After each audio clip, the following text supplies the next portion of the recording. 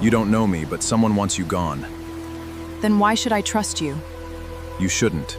That's why you're coming with me. Her tiny umbrella had already surrendered to the wind, but Amara Williams didn't need weather to tell her she was drowning. Somewhere out there, in the dark beyond her dead headlights, someone wanted her gone. And the man walking toward her through the rain looked like exactly the kind of trouble that could keep her alive. If you believe secrets like this deserve to be dragged into the light, and that no corrupt executive, no dirty family empire should get to bury the truth to protect themselves, hit that like button and subscribe right now. Only the people covering things up wouldn't want you to. Let's expose it together. Inegor. Amara had exactly 3 life skills that mattered in this moment. She could read a balance sheet like scripture. She could parallel park in under 10 seconds, and she could lie so smoothly that her own mother once believed she'd been in the bathroom for 45 minutes during a family dinner. She was actually skipping to eat cheese fries in her car. None of these skills, unfortunately, were useful for surviving a storm on an abandoned highway with a dead Honda and a dying phone. She banged the dashboard once, out of principle, not expectation. "You picked tonight to die," she muttered. "Bold of you."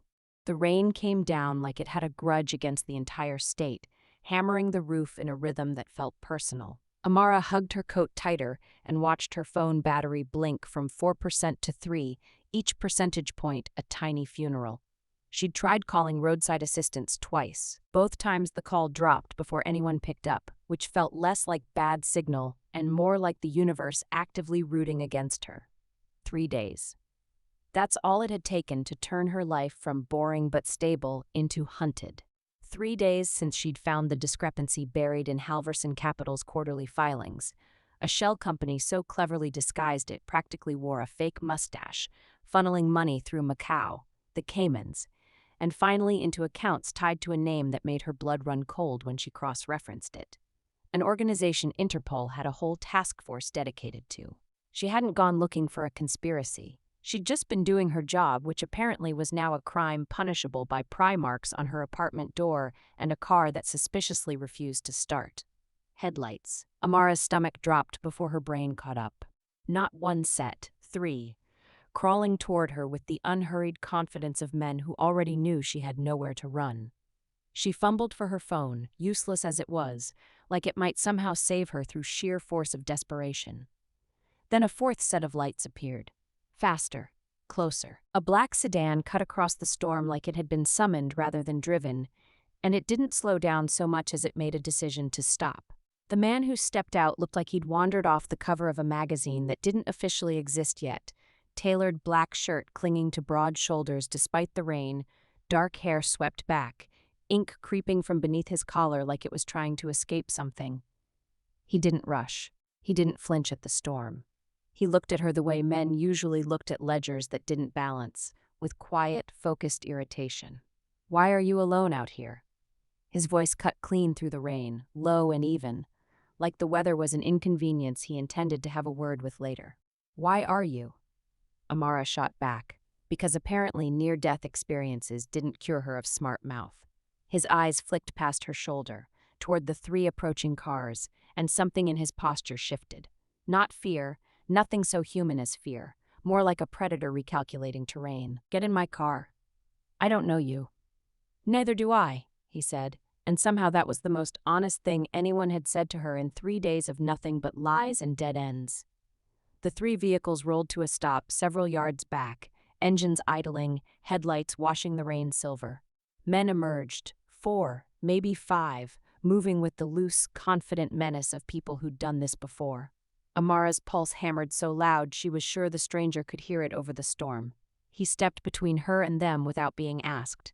Words were exchanged, low, clipped, entirely in Korean, none of which Amara understood except for the universal grammar of back off, or else. A man behind him, solid, watchful, clearly security, said something sharp, and just like that, the 3 cars reversed into the dark like scolded dogs slinking home. No gunfire, no theatrics, just the polite, terrifying efficiency of violence that didn't need to happen because everyone already knew who would win. Amara stood frozen in the rain, staring at the space where danger had been standing a moment ago. "Who are you?" He didn't answer that. Instead, his gaze dropped to the phone clutched in her white-knuckled hand. The screen lit up again with another missed call from a number she didn't recognize. Dozens of them, stacked like evidence at a crime scene. "Who is hunting you?" he asked. "No one," she said, too fast. The way people say things they know sound like lies even as they're saying them. His expression didn't change, but something behind his eyes sharpened, patient and unimpressed, like a man who'd heard 1,000 denials and had learned to wait them out. "Don't lie to me." And standing there in the wreckage of her dead car, her dying phone, and whatever was left of her ordinary life, Amara realized she had a choice to make. Trust a stranger with tattoos and a small army, or trust the dark behind her, currently occupied by men who wanted her very much dead. She got in the car. If you think Amara made the right call getting into that car, drop a comment and tell me what you would have done, because trusting the wrong man in the dark has ended a lot worse for a lot of women, and something tells me this storm isn't done testing her yet. The inside of the sedan smelled like leather, rain, and money that had never once worried about its own existence. Amara sat rigid in the passenger seat, dripping onto upholstery that probably cost more than her yearly rent, while the mystery man in black drove in silence so complete she could hear her own heartbeat competing with the wipers. "You're not going to ask my name?" she finally said, mostly to fill the silence before it swallowed her whole. "Kang Tae-hyun."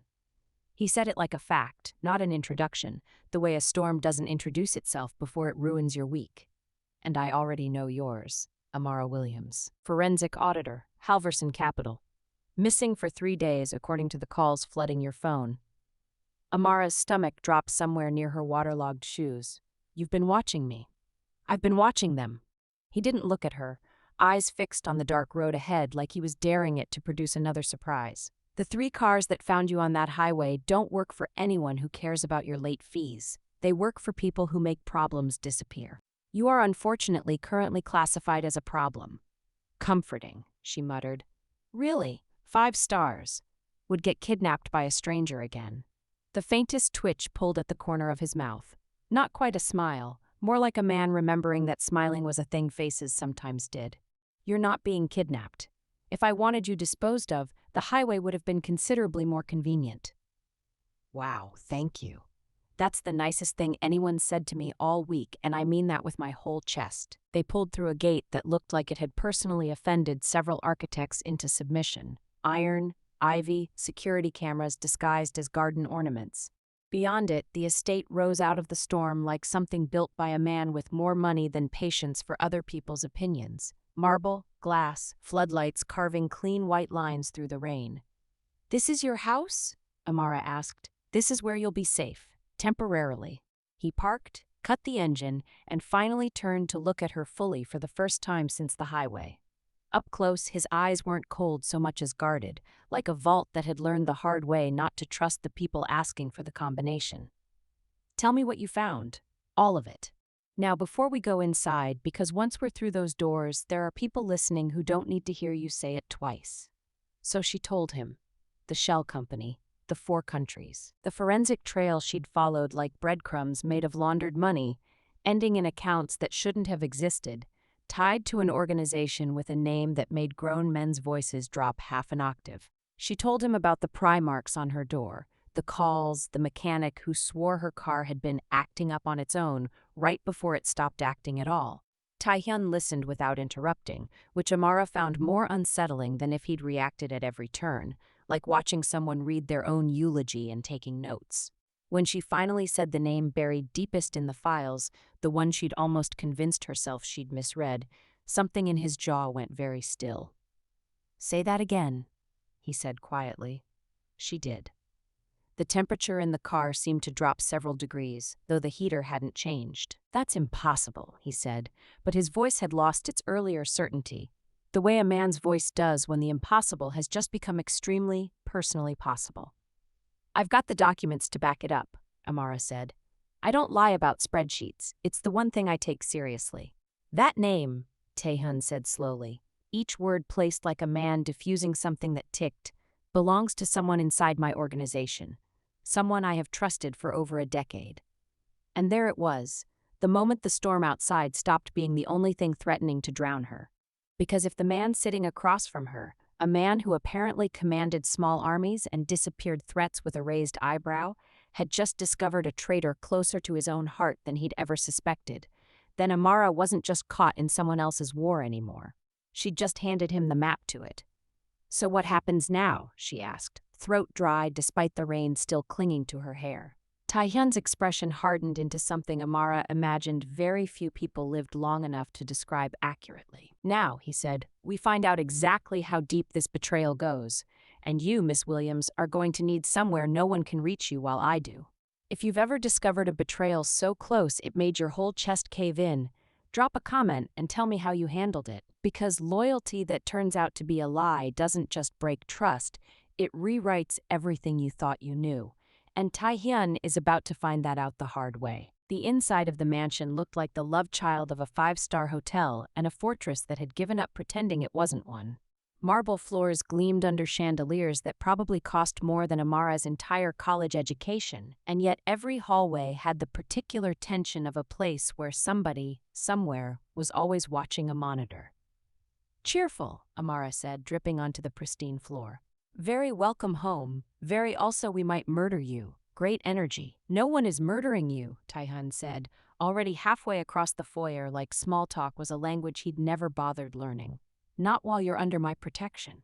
"And if I weren't?" He didn't answer that, which was, in its own way, an answer. A man appeared from a side hallway with the silent efficiency of someone who'd perfected the art of materializing exactly when needed. Broad-shouldered, sharp-eyed, radiating the specific calm of a person who had personally solved problems Amara didn't want details about. He looked at her the way a bouncer looks at a fake ID, politely unconvinced.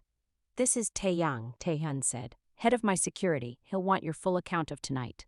"Lovely. I love repeating my trauma to strangers. It's basically my hobby now." Tae-hyun's mouth twitched, not quite amusement, but adjacent to it. "Sir, a word." They stepped a few feet away, low voices in rapid Korean, but Amara didn't need translation to read a conversation. Tae-hyun's jaw tightened. Tae-yang gestured toward her, once, sharply, the universal signal for "we have a problem and it is currently dripping on your floor." When they returned, Tae-hyun's expression had rearranged itself into something colder, more deliberate, a man doing math he didn't like the answer to. "There's a complication," he said. "Bigger than your organization has a traitor, and 3 cars full of men just tried to disappear me on a highway because I feel like we already peaked." "Word travels fast in my world," Tae-hyun said.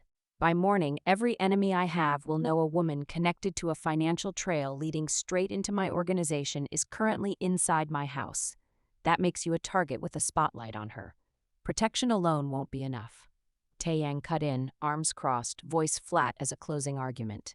"The only cover strong enough to hold is one where no one questions why she's here permanently. Family.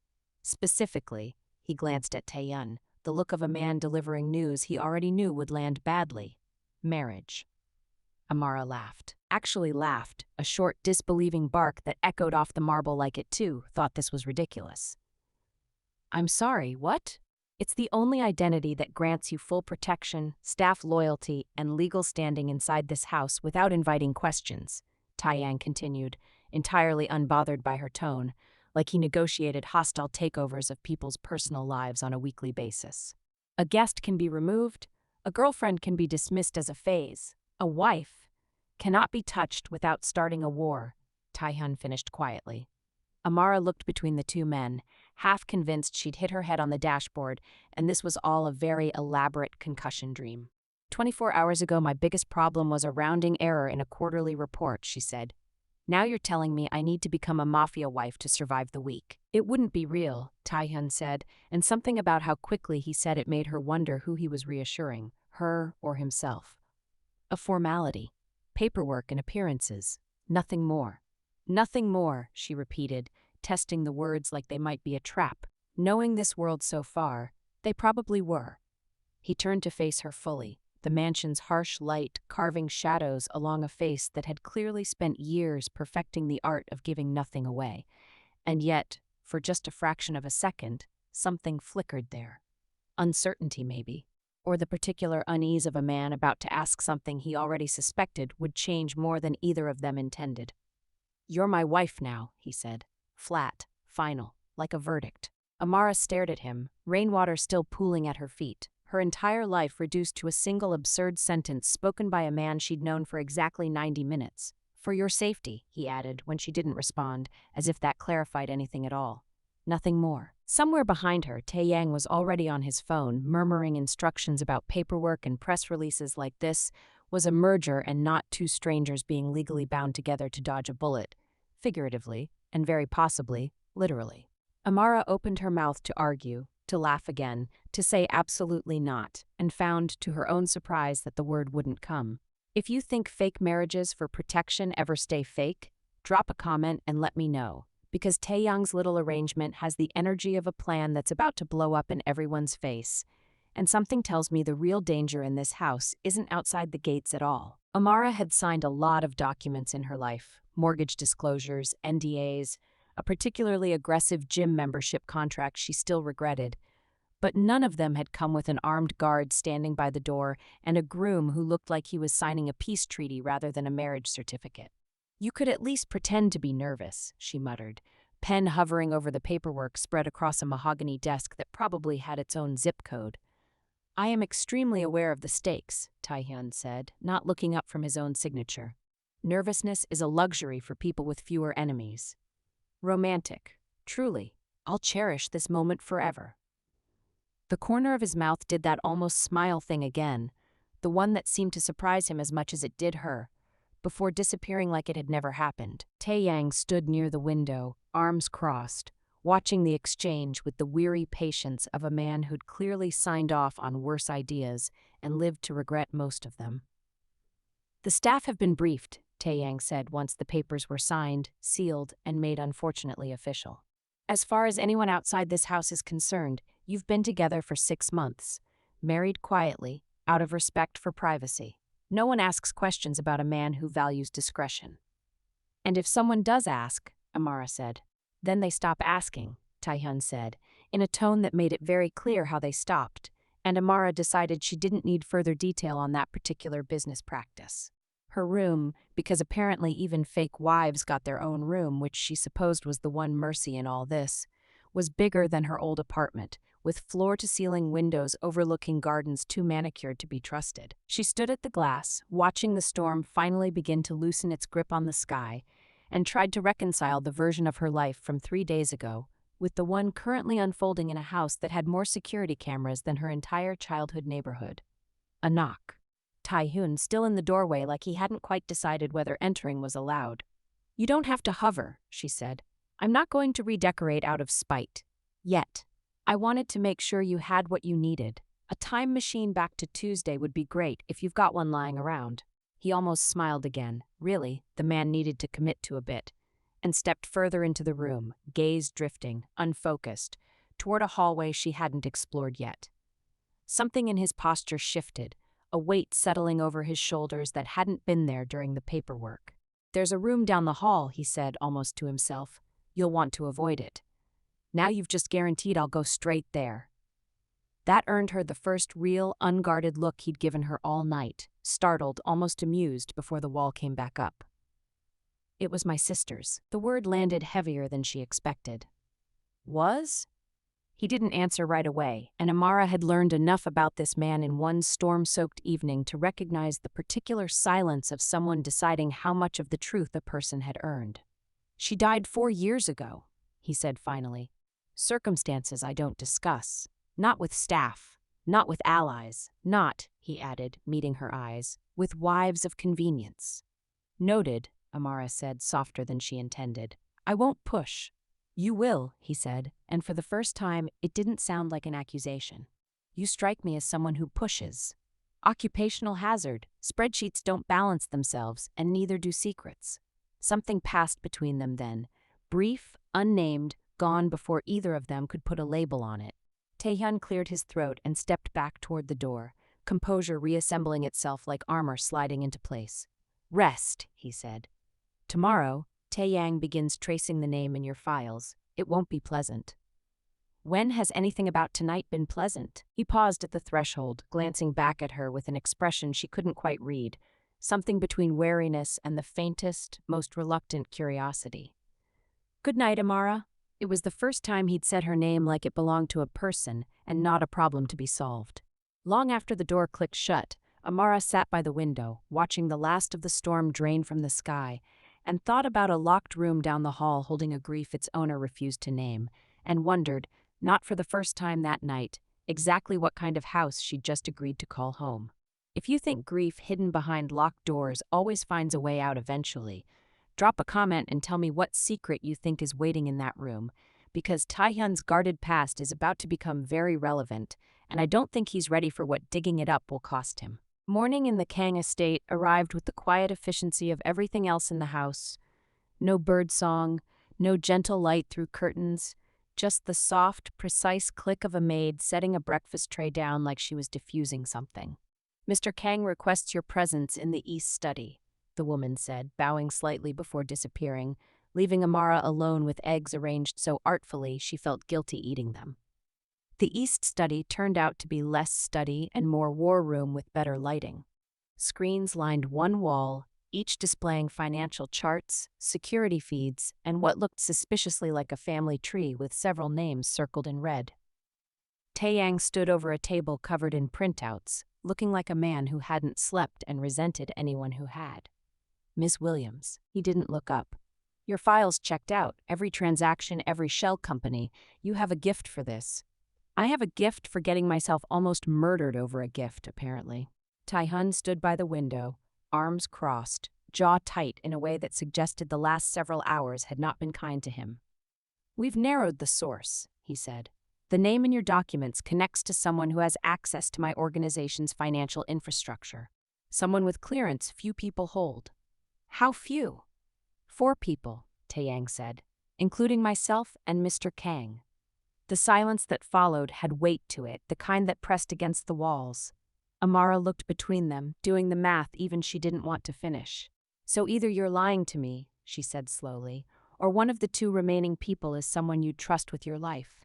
"I would have said both of them yesterday," Tae-hyun said, and something in his voice cracked just slightly at the edges, like ice finally admitting the lake beneath it was thinner than promised. Before Amara could respond, one of the screens flickered. A security alert, red text scrolling too fast to read comfortably.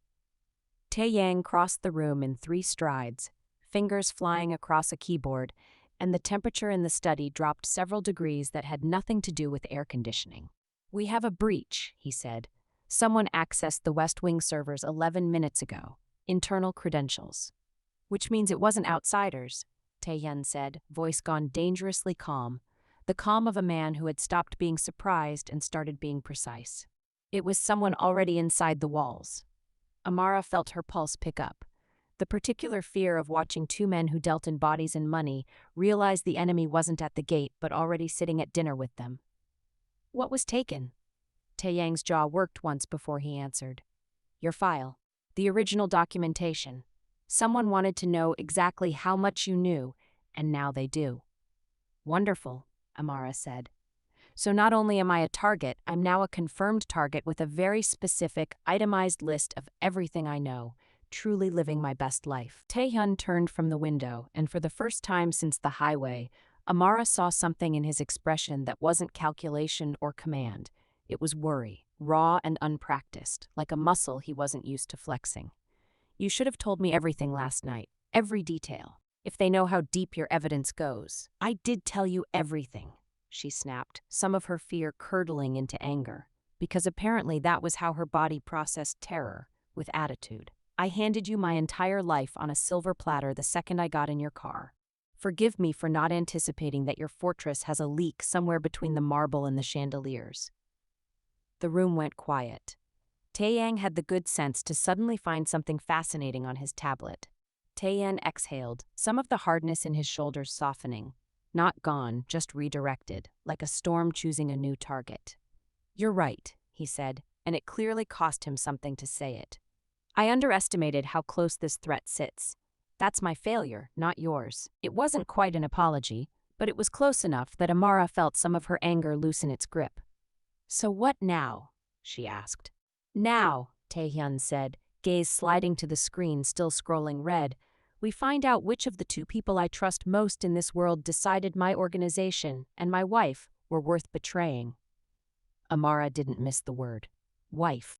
Said easily now, like it had already stopped being a formality and started becoming something else entirely.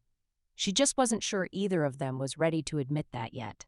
If you think the real danger is never the enemy at the gate, but the one already sitting at your table, drop a comment and tell me who you think the traitor is, because Tae-hyun is about to learn that betrayal from someone you trust cuts a lot deeper than any bullet ever could. The two names left standing were Director Yoon, who had run Tae-hyun's financial operations since before Amara was old enough to drive, and a woman named Soo-jin, his late sister's closest childhood friend, who had climbed the ranks of the organization on nothing but loyalty and a terrifyingly good memory for numbers. "I've known Soo-jin since we were children," Tae-hyun said, pacing the study like the floor owed him answers.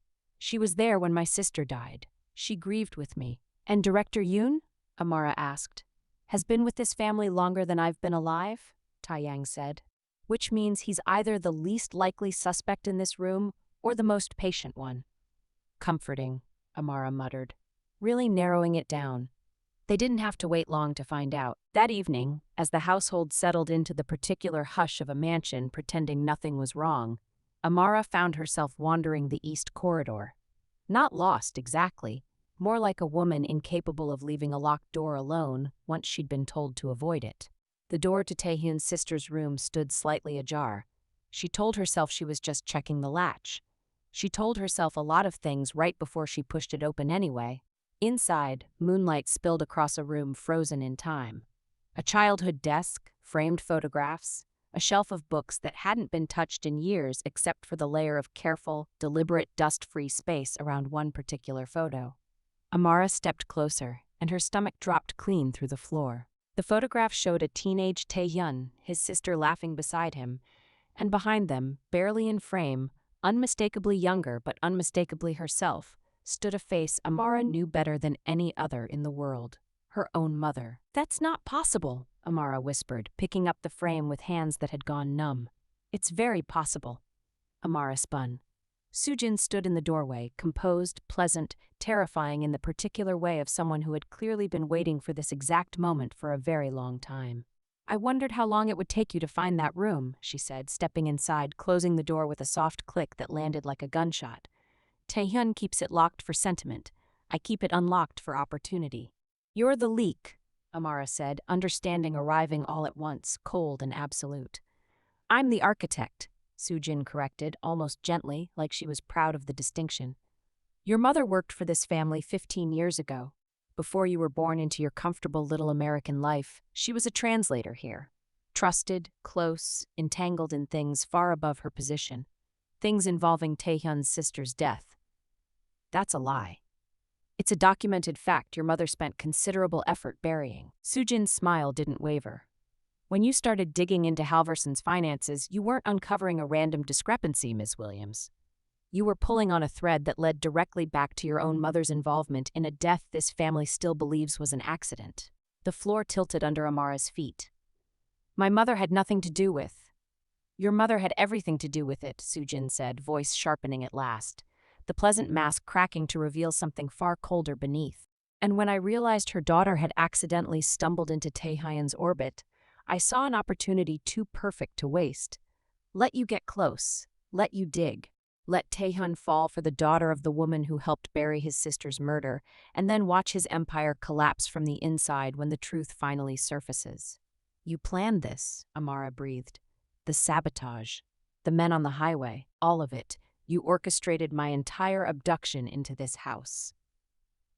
"I orchestrated your rescue," Soo-jin corrected, stepping closer, close enough that Amara could see there was no remorse left in her at all, only 15 years of patient, curdled grief. "Tae-hyun was always going to bring you here himself. I simply made sure the timing, and the danger, was persuasive enough that he wouldn't hesitate." Footsteps thundered in the hallway before Amara could respond, the door bursting open to reveal Tae-hyun, face carved from stone. Tae-yang half a step behind him with a weapon already drawn. "Step away from her," Tae-hyun said, voice low enough to shake the walls. Soo-jin didn't move. She simply smiled, sad and satisfied all at once, like a woman who had been waiting years to finally say the next sentence out loud. Ask her what her mother's name is, Tae-hyun, she said softly. Then ask yourself why it sounds so familiar. If you think grief left to rot for years always finds the ugliest way to surface, drop a comment and tell me if you saw Soo-jin coming, because Amara just learned her past, and Tae-hyun's tragedy were never separate stories at all, and there's no version of tomorrow where that truth doesn't change everything. Nobody moved for a long moment. The room held its breath. Tae-hyun frozen in the doorway, Tae-yang's weapon steady on Soo-jin, and Amara standing between two versions of the truth, neither of which she'd asked to carry. Her name is Grace Williams, Amara said finally, voice steadier than she felt. And whatever you think she did, you're wrong. I know my mother. Do you? Soo-jin's composure had returned, smooth as glass over something jagged. Did she ever mention Seoul? A translation position she held before you were born? A car that went off a mountain road one night, carrying a 19-year-old girl who trusted the wrong people to keep her safe? Tae-hyun's face had gone the color of the marble floors. My sister died in an accident. The report was clear. The report was written, Soo-jin snapped, the mask finally shattering entirely. By people paid to make an inconvenient truth disappear. Your sister discovered the same kind of financial trail Amara found. Money moving through accounts that shouldn't have existed, tied to men your father trusted. She was going to expose it. Grace Williams was the translator who helped draft the cover story that buried her instead. Amara felt the floor shift again, but differently this time, not disbelief, but the horrible, creeping shape of memory rearranging itself. Her mother's silence about her years abroad. The way she flinched at the word soul. The framed, unexplained photograph in a drawer Amara had never been allowed to ask about. If that's true, Amara said quietly, then my mother spent 15 years living with something that destroyed her from the inside. That's not the same as being your enemy. She helped kill her, Soo-jin said. She was 19 years old, working for people who could have had her killed for refusing. Amara shot back, something fierce rising in her chest that had nothing to do with spreadsheets and everything to do with the woman who'd raised her alone in a 2-bedroom apartment and never once complained. You don't get to turn my mother's survival into a crime just because you needed someone to blame that wasn't the men who actually pulled the trigger. Tae-hyun stepped further into the room, gaze fixed on Soo-jin with the particular stillness of a man deciding, in real time, what mercy was worth. You didn't do this for justice, he said. You did this because you couldn't forgive me for surviving when she didn't. Something in Soo-jin's face crumpled, just slightly. 15 years of grief finally cracking through the architecture she'd built around it. I loved her like a sister, she whispered, and you let her death become a footnote in a police file. I mourned her every day, Tae-hyun said, voice raw now, stripped of every ounce of the calculated control he'd worn since the highway. But burning down an innocent woman to punish a ghost doesn't bring her back, Soo-jin. It just makes you the thing that killed her in the first place. The silence that followed was the loudest thing in the room. Tae-yang moved first, lowering his weapon only slightly, enough to signal the men now filling the hallway behind him. Soo-jin didn't resist as they led her out. She simply looked back once at Amara, with an expression that wasn't quite apology and wasn't quite triumph, just the exhausted look of a woman who had spent so long carrying a grudge she'd forgotten how to put it down. Later, long after the house had settled back into its uneasy quiet, Amara found Tae-hyun in his sister's room, sitting on the edge of the untouched bed, the photograph of 3 teenagers, his sister, himself, and a 19-year-old woman who would one day become Amara's mother, resting in his hands. I'm sorry, Amara said softly, sitting beside him, for all of it, for walking into your life and dragging 15 years of buried grief up with me. Don't be. He turned the photograph over gently, like it was something fragile finally allowed to rest. You didn't drag it up. You gave me the truth I should have demanded years ago. That's not a burden, Amara. That's the first honest thing anyone's given me since she died. So what happens now? She asked. To us, I mean. The marriage certificate. The paperwork nobody meant to make real. Tae-hyun looked at her, really looked, the way he had that first night on the highway, except this time there was nothing guarded left in it at all. I think, he said slowly, I'd like to find out what happens when 2 people who found each other by accident decide to stay on purpose. Outside, for the first time since the storm rolled in, The sky over Seoul had turned clear and impossibly quiet. The kind of quiet that only comes after everything wrong has finally been said out loud. Amara Williams had come to Korea running from a highway full of danger. She was leaving it having found something she never expected. Not just safety, not just truth, but a man who'd chosen honesty over legacy, and a love that had survived being built on a lie, only to come out the other side entirely, undeniably real. If you believe truth is always worth the wreckage it leaves behind, hit subscribe and drop a comment, because only the Soojins of the world are scared of what happens when the people they've wronged finally get to tell their own story.